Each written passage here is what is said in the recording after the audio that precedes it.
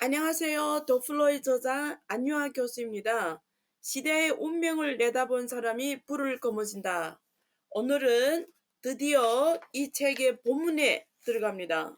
지난번에 세 번에 걸쳐서 프롤로그, 시대적 흐름에 올라타는 자가 미래를 이끈다 라는 내용으로 제가 읽어드렸고 저의 생각을 공유해드렸습니다.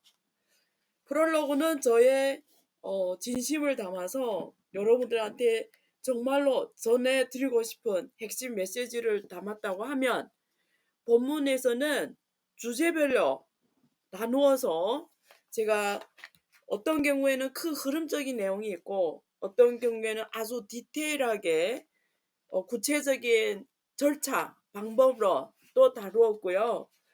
또 중국 같은 경우에는 제가 여러 가지 한계 때문에 챕터 4장에서 주로 중국에 대해서 정리를 해드렸지만, 앞으로 제가 중국에 관한 전문 서적을 쓸 겁니다. 이미 사실 저는 2015년에 썼는데요.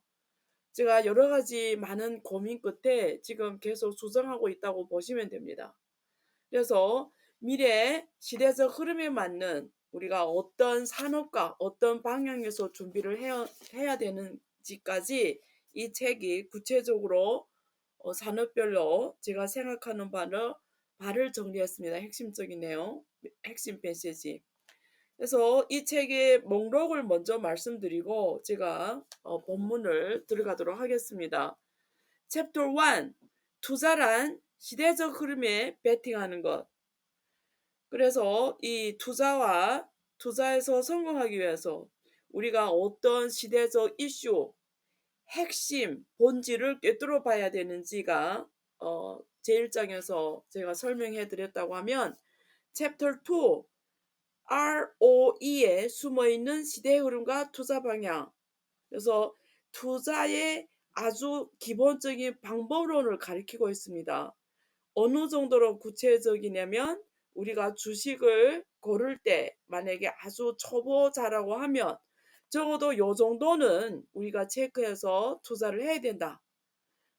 주식을 투자할 때 본질이 뭐냐, 적어도 요것만은 체크를 하면 아무리 초보자라도 사실 거기에 따라서 정확하게 원칙을 지켜서 하면 큰 손실은 없다라는 게 챕터 2에서, 제가 재무론 박사입니다. 기업 재무. 그래서 제 전공이 가장 관련되는 챕터라고 보시면 되고요.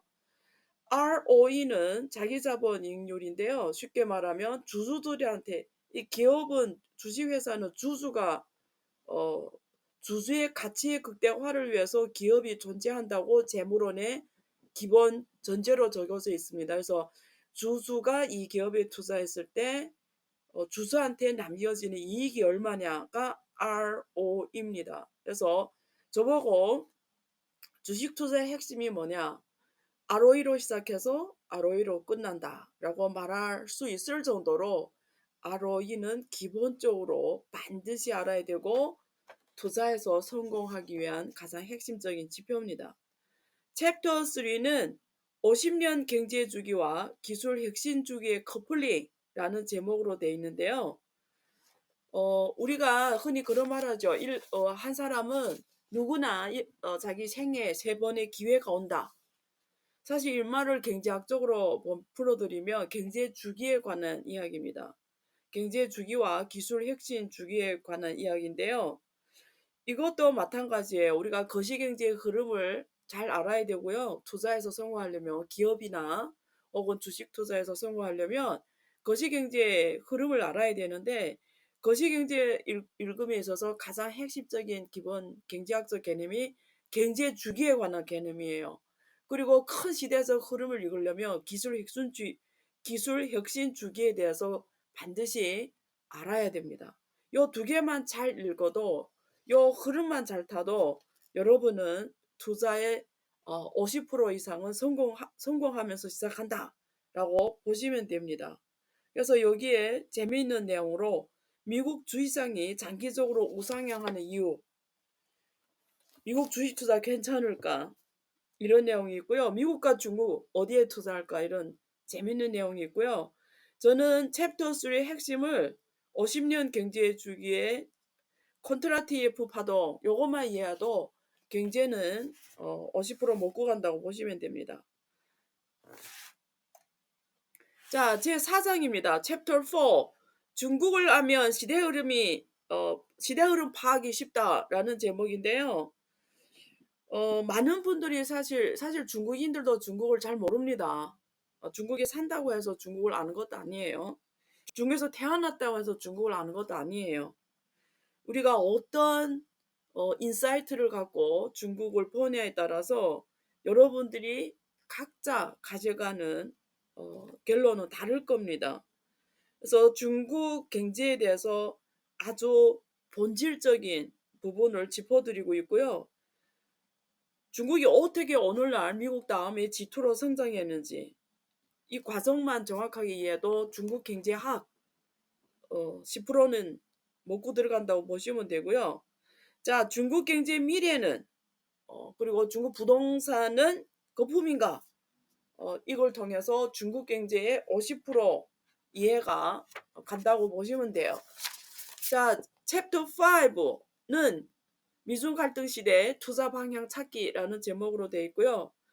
이 방송을 들으는 분들을 포함해서 저를 포함해서 여러분들이 인지를 하든 인지를 하지 하든 앞으로 상당 기간 수십 년 동안 우리는 큰 시대적 배경 속에서 살아가야 되는데요. 그것이 바로 미중 갈등 시대 배경 속에서 우리는 살아갈 거고 기업은 비즈니스를 해야 되고 국가의 운명이 결정될 겁니다. 그래서 제가 여기에서 미중 갈등은 어떻게 흘러갈 것인가, 그리고 월가는 중국을 떠나지 않는다라는 이런 재미있는 내용도 있고요.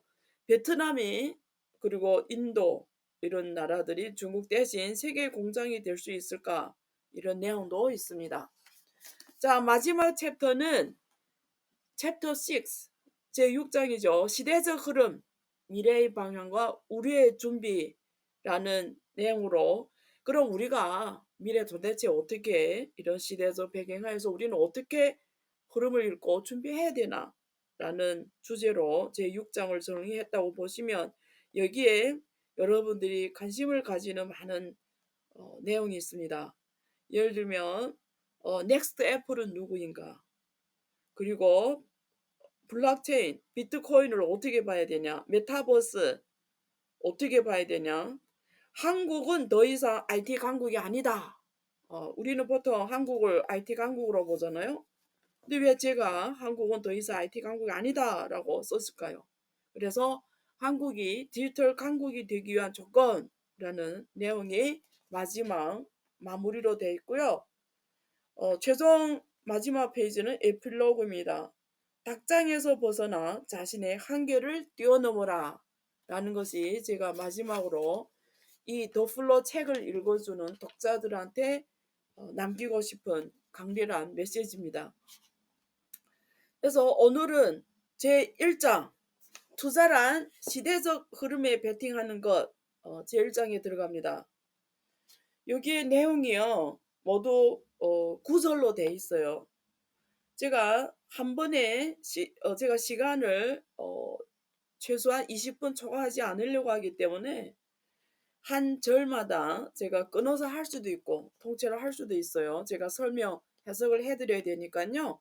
그래서 이 챕터 1의 구절은 제목이 이렇게 되어 있습니다. 시대적 흐름을 안다는 것, 제1절이고요.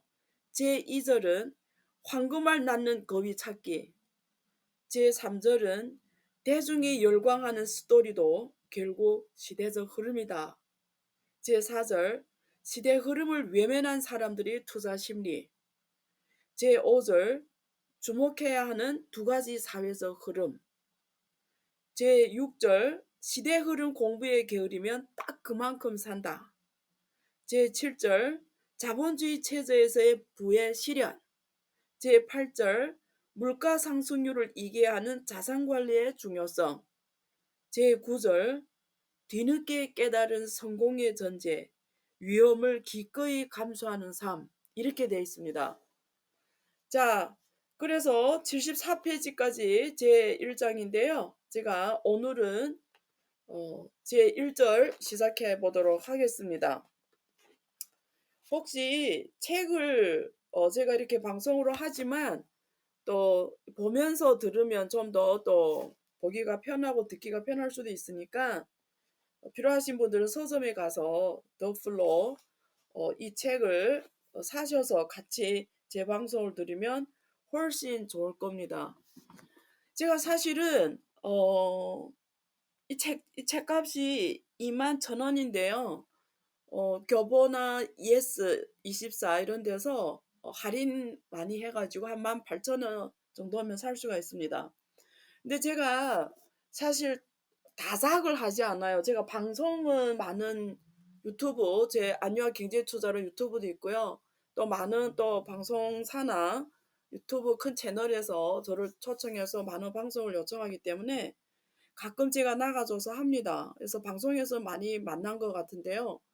제가 의외로 책은 많이 쓰지 않았어요. 근데 제가 책을 적어도 3개는 쓰겠다.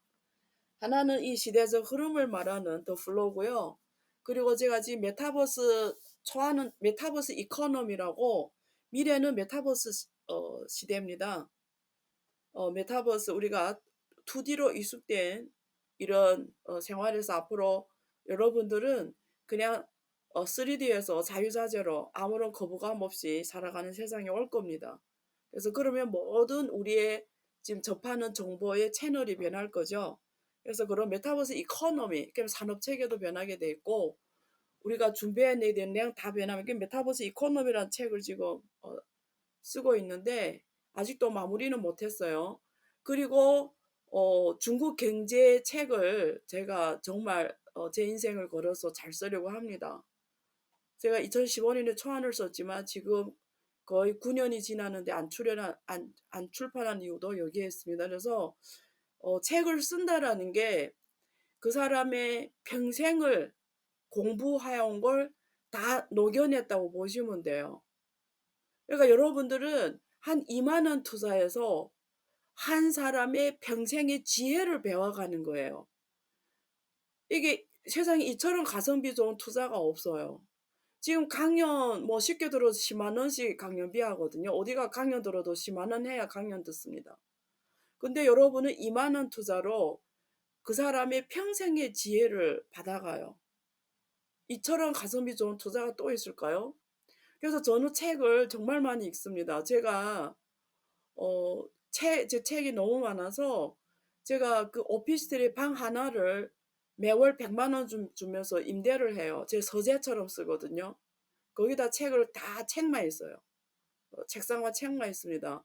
제가 그 책 서재로 쓰려고 오피스텔에 방 하나 원룸을 월 100만 원씩 주고 씁니다.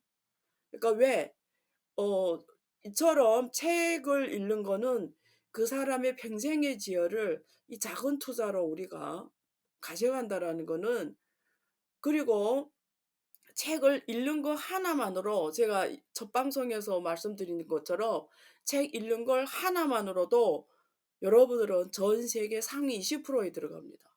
근데 그 책이 투자비가 2만 원밖에 안 돼요. 그러면 이런 행동 하나로 전 세계 상위 20%에서 살아갈 수 있는 자격을 갖추는 거예요. 거기에 내가 나의 철학을 갖고 나의 꿈을 갖고 포기하지 않고 계속 가면 여러분은 상위 10%에 들어가는 거예요. 그리고 거기서 성공까지 하면은 상위 1% 삶을 사는 겁니다. 그래서 일론 머스크 같은 사람이 나오는 거예요. 그 사람 하루에 책을 몇십 권씩 읽어요. 하루에. 이처럼 가성비 좋은 투자가 어디에 있을까요? 그래서 여러분 뭐 꼭 제 책이 아니라 여러분들이 관심 가지는 어느 섹터 여러분들이 누구나 다 좋아하는 게 있잖아요. 그것이 무엇이든 그쪽 관련 책을 읽는 거를 일상화하면 여러분은 우리 만시간이 법칙이라고 있잖아요. 누구나 다 전문가가 있어요. 전문가가 될 수 있어요. 메타버스 시대는 개인이 한 개 기업이 되는 시대예요. 누구나 비즈니스 오너가 되는 시대가 메타버스 시대입니다. 우리가 산업화 시대에 우리가 월급을 받으면서 산업화의 현장에서 우리가 산업을 발전시키는 사람으로 산업화 시대에 살아갔다고 하면 이제는 그 자리를 로봇이 다 대체합니다. 대체 대체해요, 대체. 로봇이 인간을. 그러면 그 자리에 해방된 사람들은 뭘 할까요? 뭘 하면서 살아갈까요? 그게 메타버스 시대입니다. 그래서 개인이 걸어 다니는 중소기업이 되고 개인이 걸어 다니는 대기업이 되는 시대가 바로 메타버스 시대입니다. 그러면 개인이 어떻게 자기의 비즈니스를 만들까요? 바로 자기 좋아하는 것으로 자기의 비즈니스를 만드는 거예요. 자기가 좋아하는 일을 하면서 살아가는 시대가 메타버스 시대입니다. 그리고 그러한 인프라를 제공하는 것이 바로 메타버스 시대의 기술입니다. 오늘날 우리가 유튜브를 하고 배달의 민족에서 음식을 시켜 먹고 카카오 택시를 타고 이게 다 메타버스 생활이에요. 옛날 같으면 상상이나 했습니까, 여러분? 택시를 길에서 손을 들고 불렀고 음식은 식당 가서 먹었고 그렇잖아요. 그러니까 지금 세상이 이렇게 기술이 변하면서 이러니까 식당을 우리가 꼭 큰 길 옆에서 할 필요가 없어요. 옛날에는 지하철 가까운 데서 식당을 개설을 해야 되잖아요. 교통이 편리해야 되잖아요. 근데 배달의 민족이 나오면서 우리는 아주 후진 뒷골목에서 식당을 해도 돼요. 왜? 배달의 민족에서 다 식당에 음식을 파는 거잖아요. 굳이 비싼 요금을 주면서 큰 길 옆에서 지하철 옆에서 할 필요가 없어요. 그래서 그 그 아주 후지 뒷골에서 하는 식당이랑 우리 비싼 대여료를 내면서 지하철 옆에서 하는 사람들은 똑같은 공평한 게임을 하는 거예요. 후진 뒷골목에서 하는 사람이 더 성공할 수도 있어요. 지금 그 시대인 겁니다. 그래서 세상이 이렇게 변한 거예요. 그래서 사실은 우리가 지하철 옆에서 레스토랑 하는 사람의 경쟁자는 옆집이 아니라 배달의 민족의 올라온 레스토랑인 거예요. 배달의 민족이 사실은 그 지하철 옆에서 엄청 비싼 대우를 주며 하는 레스토랑의 경쟁자인 거예요. 옆집이 아니라. 이렇게 개념이 변해버린 거예요. 그래서 그리고 우리가 우버 택시입니까? 우버가 택시 아니잖아요. 누구나 다 택시 기사가 될 수 있고 누구나 다 자기 차만 있으면 택시 서비스를 할 수 있는 게 우버잖아요. 그러니까 택시 기사의 경쟁자는 옆에 택시 기사가 아니라 우버고 우리 개인이 우버 서비스를 제공하는 개인이 된 거죠. 그러니까 시대는 이렇게 개념이 변하고 경쟁력 경쟁력이 핵심 본질이 변하는 거예요. 그래서 옛날 사고방식으로 영업을 하고 하면은 그 사장은 100% 실패하게 돼 있어요. 왜? 시대적 흐름을 캐치 못하기 때문에 이렇게 비즈니스 본질이 옮겨갔는데 아직도 옛날 마인드로 비즈니스를 하면 성공할 수 있겠습니까? 그래서 많은 분들이 그런 경험을 했을 거예요. 나라는 사람은 변하지 않고 20년 전에 그대 그 사람이고 그 전략으로 계속 해왔는데 왜 그때는 돈 잘 벌었는데 똑같은 방법이 지금 안 먹힐까? 당신이 하는 그 비즈니스의 경쟁의 본질이 변했기 때문이에요. 당신이 하는 그 비즈니스의 경쟁의 본질이 왜 변했을까요? 시대적 기술 인프라가 변했기 때문이에요. 그래서 비즈니스 정의가 변한 거예요. 택시라는 산업의 정의가 변한 거고 식당이라는 산업의 정의가 변해버린 거니까 경쟁력 본질도 변해버렸는데 계속 옛날식으로 택시를 하고 옛날식으로 계속 음식점 식당 하면은 실패하게 돼 있는 거예요. 그때 그 타다가 나왔을 때 택시 기사들이 시위를 했잖아요. 타다 못하게 한다고. 시대적 흐름은 못 막습니다. 그냥 당신이 변할 수밖에 없어요. 이왕 변할 거면 빨리 변해야 돼요.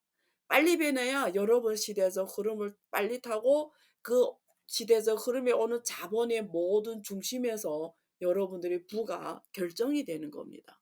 그래서 그런 개념으로 제가 이 책을 서술을 했는데요. 제가 앞에서 이런 내용을 할 시간이 다 됐네요. 그래서 제 1장 읽기는 내일에 해드리겠습니다. 오늘도 시청해 주셔서 감사하고요. 여러분들이 구독과 좋아요는 제가 엄청난 열정을 가지고 저의 모든 지혜와 그리고 없는 지혜는 제가 만들어 가면서도 여러분들을 위해서 좋은 내용을 하는 힘이 됩니다. 감사하고요. 더 플로의 저자 안유아 교수였습니다. 감사합니다.